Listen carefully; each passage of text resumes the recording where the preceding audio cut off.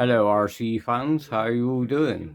So I was watching YouTube and I came across Beaver's hobby channel and he's talking about these little 143 scale drift cars. It's funny because I chuckled once I seen that car. I already knew that I had it, so I thought I'd do a video as well talking about these because they're actually alright, guys. These cars are pretty good. I mean, for 25 quid,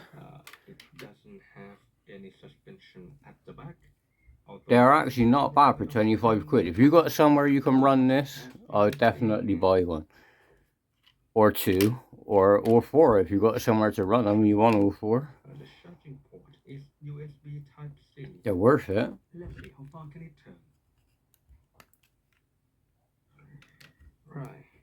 Obviously it's just going to flash because the controller is not on. But it comes with lights, it's 4-wheel drive, it's fully proportional. Like, they're really good, guys. For the money, they're actually really good. And just so you can get a size, I thought I'd put me Night Rider car on with the scanner. I haven't used it for ages and I just wanted to turn it on. I'll probably turn it off in a minute. But just so you can get a general idea of the size of these cars. So it has lights at the front and the back. So this is the Charisma, as you know. The transmitter. So it is really well protected. To be honest, I didn't. So that's it next to a Charisma. It cost €36 to be this well packed. And this is the WL Toys. Pretty simple. It has off and on. There's also off and on. I will take a look at that later. And there you go. You can see the size difference. Trim, I suppose. But these cars, guys, if you got somewhere to use one of these cars are actually really good. I paid £25 each, so I got both of them for 50 quid with the shipping. But that's not the only thing I've been doing either, guys. Like with these. Let me just move these out of the way. I have actually bought another two cars, guys. One is for me, one is for my son. Oh, sorry about that.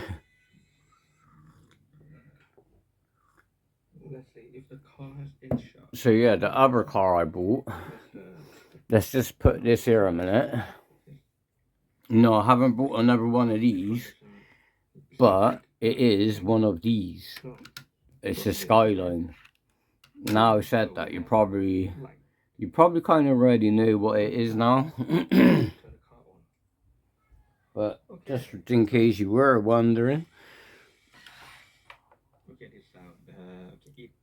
it's the LDRC Skyline.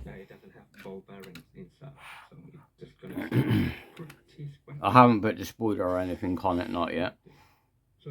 So yeah, I bought the LDRC Skyline. So the reason why I haven't put anything on it, not yet, is because I've been working on the chassis. I've sorted out the toe and the camber on the rear. I've sorted out the camber and toe on the front. And I've also managed to sort out ride height.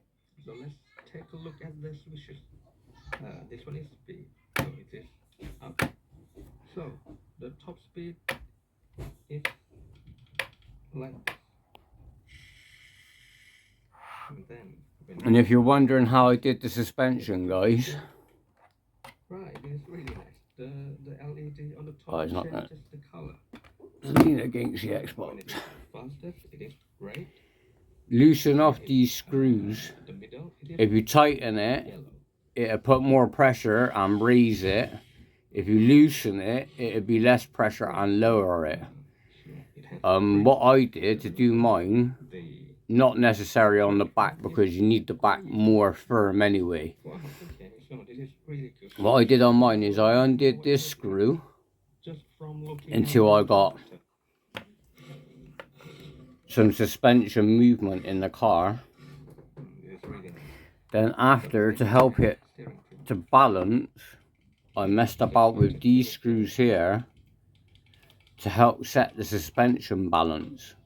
And then if I wanted to get rid of some of that suspension travel in the front now, Let's take a look at the you just tighten up that center screw. So you tighten up the center screw. push with my hand. If you tighten it up, it'll make it stiffer, but it will raise the body. So by undoing it, it'll lower it and make it looser, or tighten it and it'll make it stiffer, but it'll raise the body. So this is, But if you see how much droop it's got, and then you can press, and then you can flick it to off. The light will turn off. On. see how much it comes up before the wheels leave the ground. And then we actually have brake lights. Let's go forward, and then See, that's where they're leaving the ground when it's there. brake. But because this body's quite heavy, Next we have it will just kind of sit under its own weight anyway. And as you can see, I do actually have a bit of travel in the rear. I didn't give it too much in the rear. You want, if you look at a drift car, you see this movement? That's what you want from the drift car. You will need this movement. If you look at the 1/10 scale drift cars, the front end is always wallowy like this, and then the back end will be more tighter. So yeah, I think I've got it set up now. Hopefully, I haven't ran it, not yet. I've just been messing about with the chassis to get it, just to get it a little bit better before I run it. So yeah, I got the LDRC Skyline. I'll try and do a run video with that soon. I haven't done anything else to it apart from what I just told you with the setup. Mine wasn't too bad out of the box, to be honest. There wasn't hardly no damage apart from this little chip right here. Apart from that little chip, that's it. There's nothing else wrong, not really. There's a little bit of paint here, but that's it. It's not too bad actually. But yeah, out of the box, all mine really needed was steering sorting out a little bit, and this wheel was going that way, and this wheel was going like, so this wheel was going out that way, this wheel was going inwards. So I just got them so that they're straight. I've done away with the camber in the rear, and I've added about 3 or 4 degrees camber on the front and about 3 or 4 degrees toe out on the front. There's 0 toe on the rear, 0 camber. On the front it's got about 3 to 4 and 3 to 4 toe. Hopefully that should help it out quite a bit. But I'm just going to quickly pause it, guys, so I could turn my Night Rider car off. Just quickly, on the note of Beaver's Hobby channel, this guy's actually pretty clever, guys. He does quite a lot of modifications to cars. He was the one who inspired me to kind of mod mine a little bit. I even did the CS gear. I've got it in a bag somewhere. I took it out now. It's running 50/50, but yeah, initially I got the idea off of him. So it still runs 4-wheel drive. But if you know, most of you already know what the CS gear is anyway, is where the rear will rotate more than the front. But I initially got the idea off of this guy. This guy's quite smart, you know. But yeah, Beaver's Hobby channel, I actually recommend this guy. He's quite smart. But most of you probably already know him anyway. And then, move these out of the way. I'll grab this other car.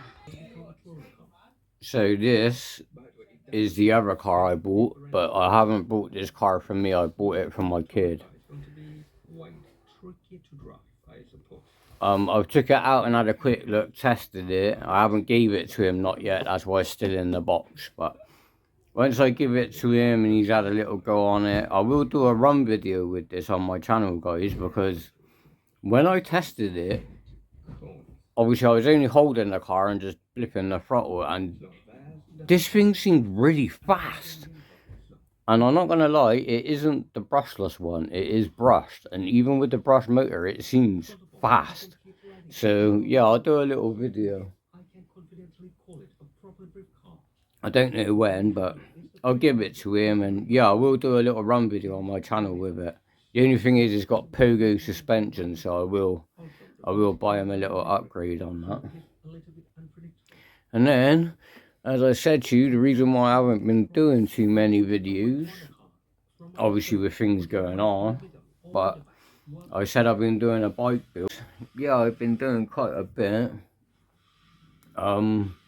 I'm going to try and do a run video with these two. Oh, excuse me there, guys. So yeah, I'm planning on taking these two out at the same time, kind of like I did with the two Charismas. I'm going to finish doing a little bit of tweaking on this. I'm not going to add the spoiler and stuff just yet. I want to get the chassis working properly before I worry about putting the wing mirrors and stuff like that on it. And also I do know that I need to take this out for a run, guys, because as you know, well, you may or may not know, I've actually added the Outrunner motor. And I haven't even used it since I've put this in it. I know it works, I've tested it out in here, but I haven't took it anywhere since I put that in there. So yeah, it's running the Outrunner motor with Hobby Wing ESC. And since I put it in there, I ain't even used it. And obviously I still got the quick run system to put in the FTX, which I haven't done that, not yet. I also need to put some different oil in the front diff and some different oil in the center diff. I've managed to do the tires on my Kyosha, on that green one up here. I've managed to do them tires, but I haven't done the tires on,